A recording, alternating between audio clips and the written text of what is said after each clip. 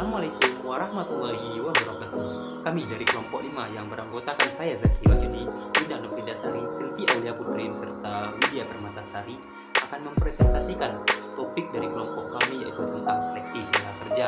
Topik ini merupakan materi manajemen sumber daya manusia yang kami pelajari di semester 4 dengan dosen pengampu Bapak Muhammad Hendra, STM. Seleksi merupakan rangkaian langkah atau kegiatan yang dilaksanakan untuk memutuskan apakah seseorang pelamar diterima atau ditolak dalam suatu instansi tertentu setelah menjalani tes yang dilaksanakan oleh suatu perusahaan. Jadi, seleksi tenaga kerja adalah suatu proses yang menentukan dan dalam pemilihan orang atau orang-orang dari sekelompok pelamar yang ada melalui tahap tes sehingga dapat diperoleh tenaga kerja yang memenuhi. Selanjutnya, kita mempelajari tentang tujuan dari seleksi. Tujuan dari seleksi yang pertama menjamin perusahaan memiliki karyawan yang tepat untuk suatu jabatan atau suatu pekerjaan. Yang kedua, memastikan keuntungan investasi sumber daya manusia dari perusahaan. Perusahaan dapat menentukan apakah tenaga kerja tersebut loyal terhadap pekerjaan dan perusahaan tersebut. Yang ketiga, mengevaluasi dalam mempekerjakan dan menempatkan pelamar sesuai dengan minat atau latar belakang dari pendidikan pelamar tersebut. Serta yang keempat, memperlakukan pelamar secara adil dan meminimalisir diskriminasi di antara para pelamar. Serta yang kelima, memperkecil munculnya tindakan buruk karyawan yang seharusnya tidak dilakukannya. Kualifikasi yang menjadi dasar seleksi yaitu satu, keahlian. Merupakan salah satu kualifikasi utama yang menjadi dasar proses seleksi, kecuali bagi jabatan yang tidak memerlukan keahlian. 2. Pengalaman. Dalam proses pekerjaan, pengalaman cukup penting. Dalam suatu proses seleksi, suatu organisasi atau perusahaan cenderung akan memilih pelamar. Perhatian dalam proses seleksi juga ditunjukkan pada masalah usia pelamar. 4. Jenis kelamin.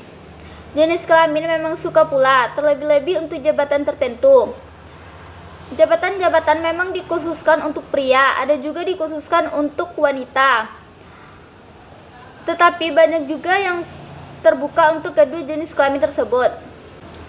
Pendidikan. Kualifikasi pelamar merupakan cermin dari hasil pendidikan dan pelatihan sebelumnya. Mengadakan seleksi. Ada beberapa cara dalam mengadakan seleksi. Yang pertama ada seleksi ilmiah. Seleksi yang berdasarkan pada data yang diperoleh dari spesifik pekerjaan. Sehingga dengan demikian persyaratan yang ditentukan harus sesuai atau dapat dipenuhi oleh calon karyawan agar sesuai dengan keinginan. Yang kedua, seleksi non ilmiah. Cara kedua ini pada umumnya digunakan pada negara-negara berkembang seperti negara kita. Cara non ilmiah ini seringkali didasarkan pada surat lamaran, ijazah sekolah, wawancara langsung, dan referensi atau rekomendasi dari pihak yang dapat dipercaya. Yang kedua ada namanya teknik seleksi. Teknik seleksi menggunakan wawancara atau wawancara lazim digunakan dalam proses seleksi calon pegawai atau karyawan. Yang kedua, teknik seleksi menggunakan pusat penilaian. Merupakan suatu proses produksi yang ratingnya yang canggih yang diarahkan sedemikian rupa sehingga kita dapat meminimalisasikan timbulnya penyimpangan atau bias yang sering terjadi. Yang ketiga ada yang namanya kendala seleksi. Kita bisa lihat di sini. Yang pertama ada namanya tolak ukur, yaitu kesulitan untuk menentukan standar yang akan digunakan mengukur kualifikasi seleksi secara objektif. Yang kedua, seleksi, yaitu kesulitan untuk mendapatkan penyeleksi yang tepat, jujur, dan objektif nilainya. Yang ketiga ada namanya pelamar, yaitu kesulitan untuk mendapatkan jawaban yang jujur dari pelamar. Mereka selalu berusaha memberikan jawaban mengenai hal-hal baik tentang dirinya, sedangkan yang negatif disembunyikan. Faktor yang harus diperhatikan dalam seleksi: yang pertama, kondisi penawaran tenaga kerja; yang kedua, faktor eksternal organisasi; yang ketiga, perangkat organisasi.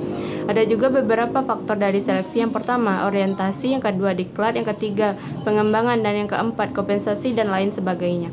Kemudian ada juga langkah-langkah proses seleksi, dimulai dari penerimaan lamaran dan berakhir dengan keputusan lamaran tersebut. Proses seleksi yang pertama ada tes kepribadian, tes pengetahuan, dan tes pelaksanaan pekerjaan. Dasar kebijakan dan pendekatan dalam proses seleksi itu sendiri.